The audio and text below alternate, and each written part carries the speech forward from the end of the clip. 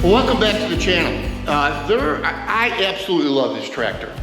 If you've not watched our channel before, it's the 2023 2038R. Moved up. I actually used to have a Kubota BX, moved up to a 1025, and now I've got the 2038. Absolutely love the tractor.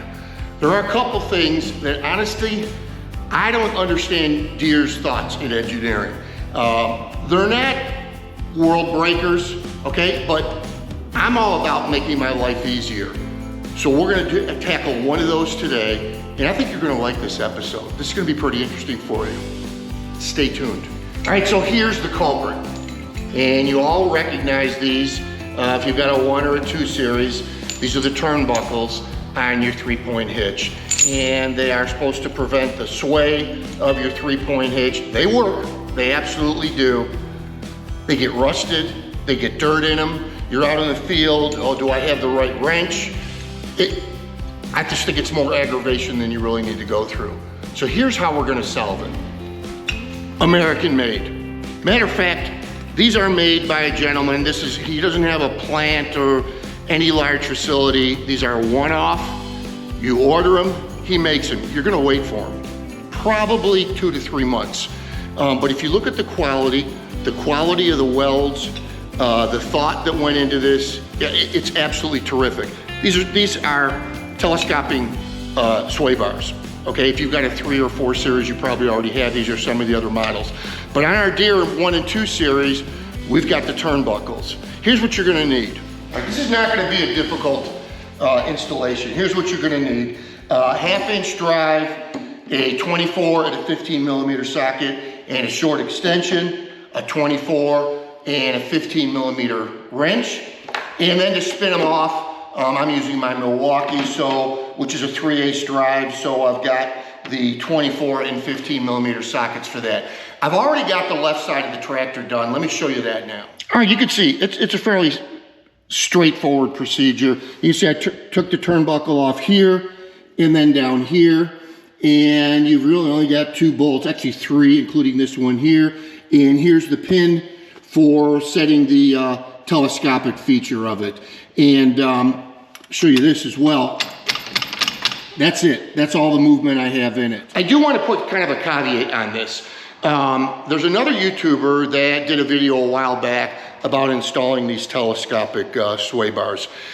He had an issue because the clearance, he needed to open them up very wide for his brush hog. And when he did that, he hits the tire. Now I've got 3-inch spacers on these, so it's not gonna be an issue with me. But, and also, apparently he was not using a quick hitch. To me, I'm gonna be putting my quick hitch on and I'm never gonna touch these things. So that's just something to keep in mind. All right, I will tell you that I used my 1/2-inch breaker bar to loosen this bolt right here. You may have to do the same thing. So we're gonna get that off first. And for that, it's going to be the 24 millimeter socket. If you enjoy our content, we sure would appreciate a thumbs up. Thanks to those that have subscribed. And of course, if you haven't subscribed, please do so. And just hit the little bell and you'll be notified every time we do a new video. Once again, thank you all for your support. We sure do appreciate it. Save the lock washer, and once you get that, just let that go. And then back here is when you're going to be using the 15 millimeter socket back there. So let me grab that.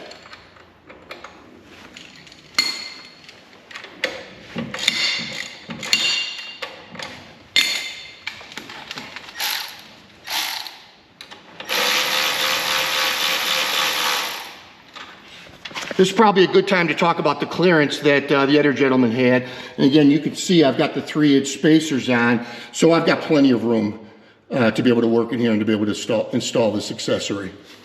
By the way, if you're interested in these, put down in the comments that you are interested, and I'll send you the gentleman's information. He prefers email, so that's what I'll send to you.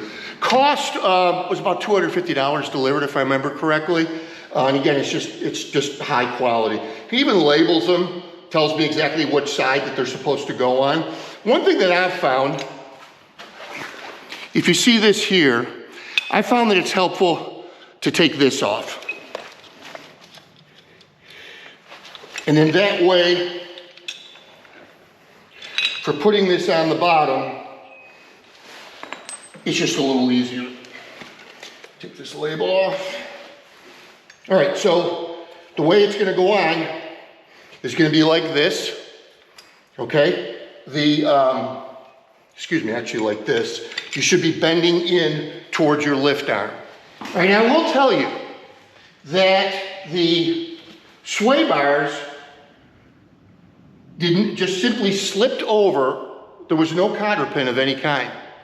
As you can see, okay, it slips right off. So when I put these on, I think what I'm going to do is I'm going to go ahead and put a cotter pin on. I know when you have the backhoe frame on, I believe there's a cotter pin inside and outside of it. So that's why the holes are here. I guess the theory being that if you've got tension, there should be no place for this to go. I'm gonna put it on anyhow. All right, so I've got the top on, and that's all there is to that. I don't have any torque specs on this. I'm just gonna reef on it. Okay, so it's starting to come together, as you can see. Here's how it's gonna go, like so. So that one bolt that I took out, I'm gonna put that back in and get it lined up. Once again, sorry about the camera angle and the low light. I don't have Tess here today to shoot for me, so I'm trying to do this myself.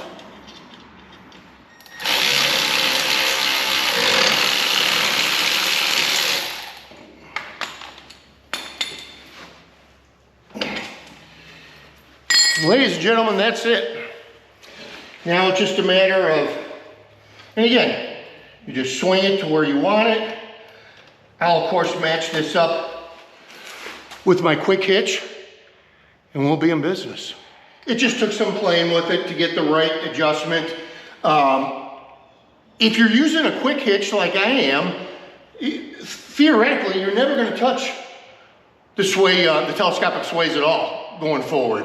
And it's gonna be better throwing new attachments on and just dealing with your top link, which at some point I hope to have a an hydraulic top link.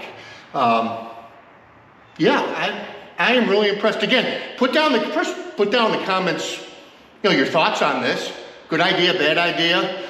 And we always appreciate a thumbs up. And thank you so much. Thank you for those who have subscribed. Our channel's growing rapidly and we have nobody to thank but you guys for watching it. God bless you all, and thanks for watching Tractors in Life. We'll see you soon. All right, so here's the finished product. We're all hooked up, and I want to show you this. That's the maximum sway. As you know, you don't want them totally tight where they can't move. But yeah, very, very happy with these so far. We'll see what happens.